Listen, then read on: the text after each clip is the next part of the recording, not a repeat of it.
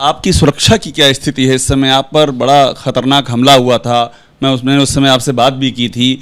अब आप इस समय यहाँ दिल्ली में आए हुए हैं, अभी क्या स्थिति है? फिर कोई किस तरह का कोई अटेम्प्ट तो नहीं हुआ या कोई आपको इसका अंदेशा तो नहीं है कि फिर से कुछ अटैक हो सकता है? देखिए, इस देश में शोषितों वंचितों की बहुत कोई हैसियत नहीं है, और ये इस बात का प्रमाण है कि आप अगर पता करो, इंटेलिजेंस के पास अभी भी इनपुट है कि मेरे पास दोबारा से हमला हो सकता है। और सुरक्षा व्यवस्था क्या सरकार ने की, इस बात को आप उत्तर प्रदेश सरकार से पूछे तो बहुत अच्छा जवाब दोबारा हमला हो सकता है आपके ऊपर, ये कैसे कह रहे हैं? इनपुट जो है, नहीं, मैंने दिए अपने यहाँ के अधिकारियों को। मैंने बाकायदा एप्लीकेशन करके दिए हैं और मैंने उनको इनपुट्स दिए हैं कि इस तरह की वो है। बेसिकली मैं आज बहुत सारे लोगों की नज़रों में चुभने लगा हूँ, क्योंकि जो मैंने आपको पहले बताया कि जिस तरह की सामंतशाही सोच उत्तर प्रदेश में और देश भर में है, जहाँ कमज़ोर वर्ग की बच्चों को जो है, किसान कमेरों की बच्चों को जो है ना, वो गुलाम और पैर की जूती समझा जाता था। आज अगर ऐसे उनके खिलाफ जैसे कोई हिंसा की जाती है, तत्काल कार्रवाई होती है। आपको याद है? पुख्ता इसका इंडिकेशन है कि हमला आप पे दोबारा हो सकता है? बिल्कुल इंडिकेशन है, और मैंने आपको बताया कि आज आप नोटिस कर लो कि कभी भी उसी तरह का दोबारा हमला भी जो है मेरे ऊपर हो सकता है। और मैं आपको बिल्कुल स्पष्ट तौर पर कह रहा हूँ कि मैंने कागज़ लिख के दे दिया है। किसको दिया है आपने कागज़? बहुत अपने जिम्मेदार लोगों को। जैसा कि जैसे ही मुझे कुछ होगा वो कागज़ बाहर आ जाएगा, और वो कागज़ बताएगा कि इस हमले में कौन कौन लोग शामिल हैं, क्योंकि सरकार ने जो जानकारी में है कि कौन लोग अटैक कर सकते हैं, ये भी पता है आपको? बिल्कुल, मैं अच्छी तरह समझता हूँ, और मैंने ये बात आपको इसलिए बताई क्योंकि मैं ये नहीं चाहता कि मेरे अगर मुझे कुछ इनके जो है, क्योंकि जो व्यक्ति पैदा हुआ है उसको जाना ही है। और मेरी क्या, देश में जो है, देश की 140 करोड़ के लगभग की आबादी है, उनमें हजारों लोगों को छोड़ दो, सब लोग ऐसे ही घूम रहे हैं। कितने लोगों की हत्या रोज हो रही है, कितने महिलाओं के रेप और उनकी हत्या रोज हो रही है, कितने बच्चों को जो है नोचा जा रहा है।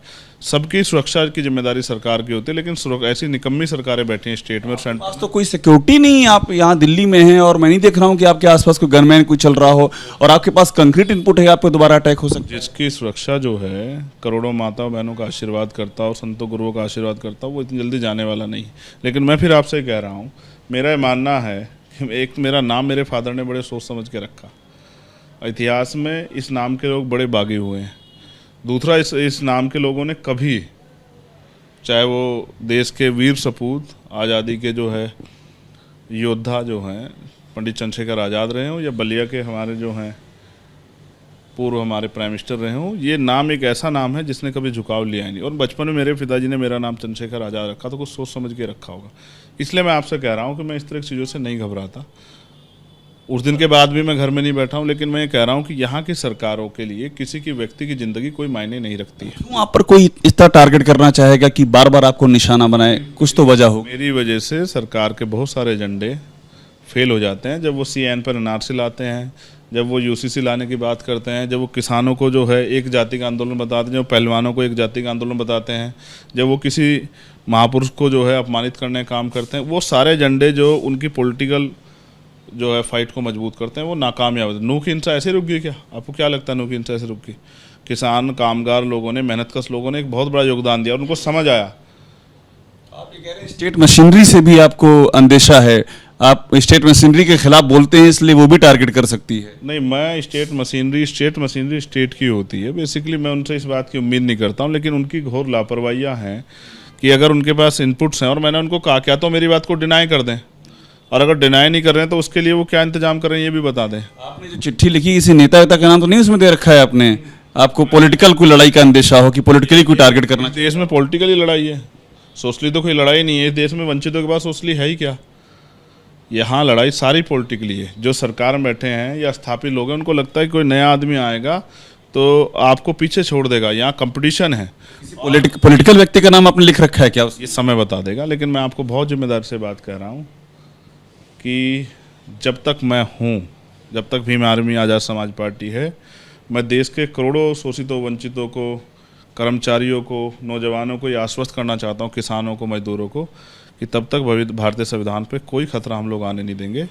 ये बात जो है सरकार भी अच्छी तरह याद रखे, RSS के लोग भी अच्छी तरह याद रखे, और भी बहुत सारे लोग जो देश दुनिया में बैठे हैं और ये सोचते हैं कि देश को किस तरह कमज़ोर किया जाए, संविधान को कमज़ोर करके, वो भी इस बात को याद रखें कि अभी हम लोग हैं। आखिरी इसीलिए टारगेट हूँ कि वो संविधान को बदलना चाहते हैं, और उनकी राह में सबसे बड़ा कांटा अगर कोई है तो वो चंद्रशेखर आज़ाद। एक आखिरी सवाल आपसे, मैं जब आपका साया था सहारनपुर में, जब आप पर अटैक हुआ था, तो उस समय ये थी कि सिक्योरिटी सिस्टम आपके आसपास रहेगा? जो उस समय बात हुई थी, आप भी अधिकारियों के लगातार टच में थे उस समय, तो वो जो बातचीत हुई थी उसका आगे क्या निष्कर्ष निकला? आपको कुछ इस तरह का सिक्योरिटी प्रोटोकॉल आपके साथ है? आपने एग्जैक्ट इनपुट दिए हैं, उसके बाद कोई एक्शन हुआ क्या? मेरी 21 जुलाई को हमने यहाँ दिल्ली में एक बड़ी सभा बुलाई थी जिसमें विपक्ष के अन्य पार्टियों के नेता भी बहुत सारे शामिल हुए थे। और मैं आपको स्पष्ट कर दूं कि उस दिन मेरी यही मांग थी और आज मेरी यही मांग है कि मुझे अपनी नहीं, इस देश की लाखों करोड़ों बहनों की, नौजवानों की, बुजुर्गों की सम्मान की और उनकी सुरक्षा की गारंटी सरकार से चाहिए, ना कि अपनी सुरक्षा की गारंटी। मैं आज भी वहीं खड़ा हूँ कि इस देश में एनसीआरबी का डाटा जो कहता है कि हर साल 50,000 महिलाओं के साथ अन्याय होता है, हर 48 मिनट में एक महिला के साथ यौन शोषण होता है। मैं इस हिंसा को, महिलाओं के प्रति जो हिंसा है, कमजोरों के प्रति हिंसा को, इसकी सुरक्षा गारंटी सरकार से चाहता हूँ। कोई लाइसेंस वगैरह लाइसेंसी हथियार अप्लाई किया?